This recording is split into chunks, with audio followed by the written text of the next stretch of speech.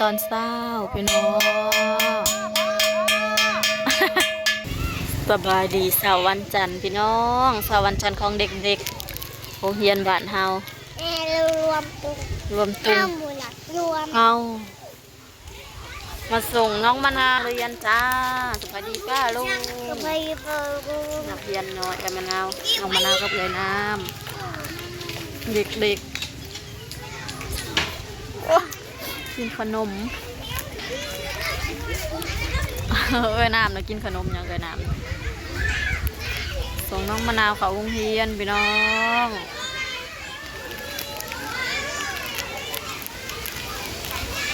เย็นก็มีแต่ปูนน้อยๆตะเปาะแต่แปะ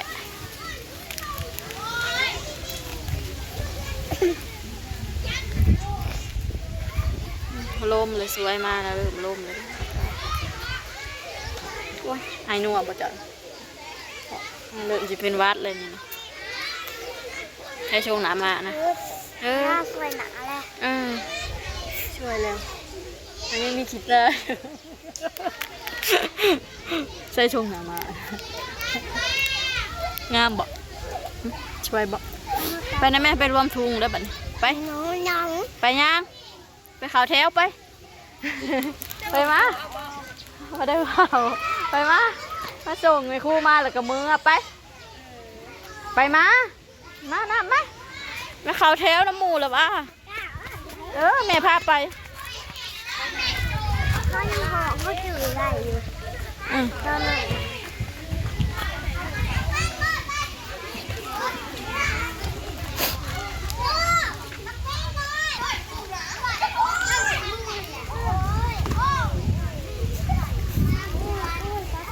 นี่มาอยู่นี่พูนน้อยๆนี่มาอยู่พี่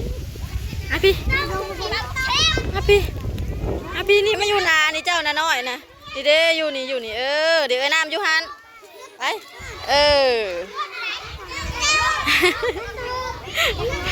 ป้าวันสบายดีป้าลุงโอ้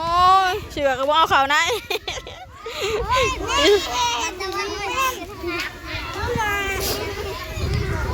นักเรียนนะน้อยลงแต่ละปีคุณน้องใบเตยน้องโตโน่มาจากกูมาแต่ซึ่งเขาน้องไม่จ้านักเรียนปินน้ำมาทั้งปีลูกเท้าจัด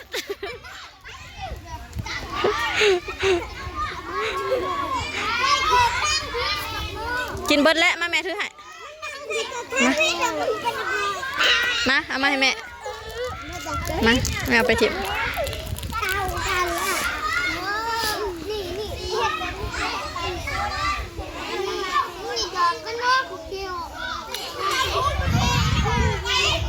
เสาร์วันจันทร์กับเข้าลบทุ่งภาษาบ้านเฮาก็คือรวมทุ่งเข้าลบทุ่งซาดจ้าตอนเสาร์วันจันทร์กับแรงวันศุกร์แต่ตอนนี้ยังถาคู่อยู่พี่น้องเอ้ย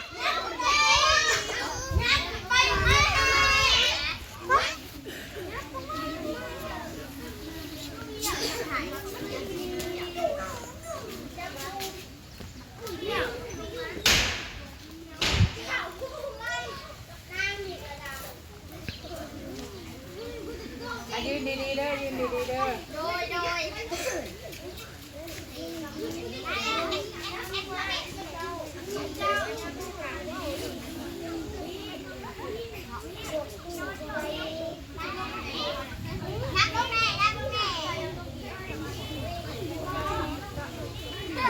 ยืนดีๆยืนดีๆ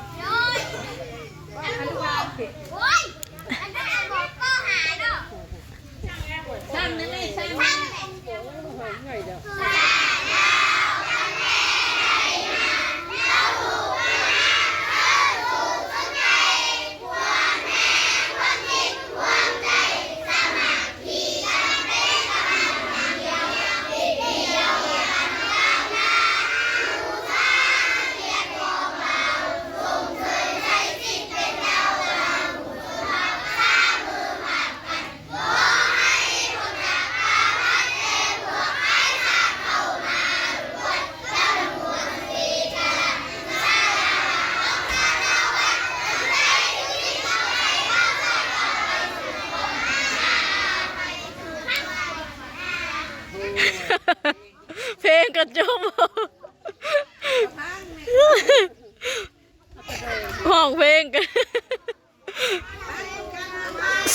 คนละหอก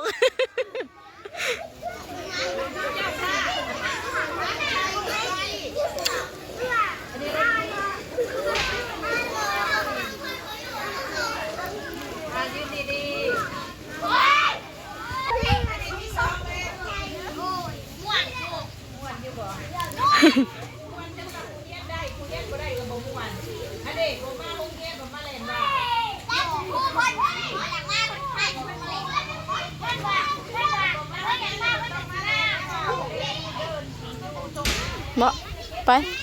ไปสิไปชง เขาเรียนหนังสือ ชื่อให้เฮานักใช่บ่ไปไป ย่ำไม่หลุด อ่า ข้างหลังกับข้าวโอนอยู่ ไปย่างลูกไปอีกอ่ะในคู่กับบใส่ใจ ไปนั่งใช้ ใหญ่มากเลยนะในคู่เหลือจะลง ลูกบ๊ายบายตะวันคือบ่ได้กระเป๋า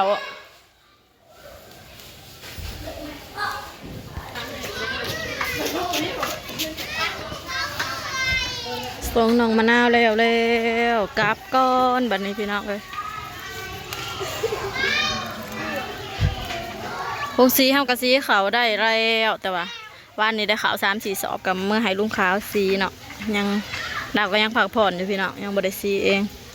ถ้ามื้อนี้มีก็คือสิได้สีเองอยู่แต่กว่าก็มีสมออยู่ กลับบ้านมาพักผ่อนจ้าเดี๋ยวประมาณ11 โมงก็มาหาน้องมะนาวเลยโรงเรียน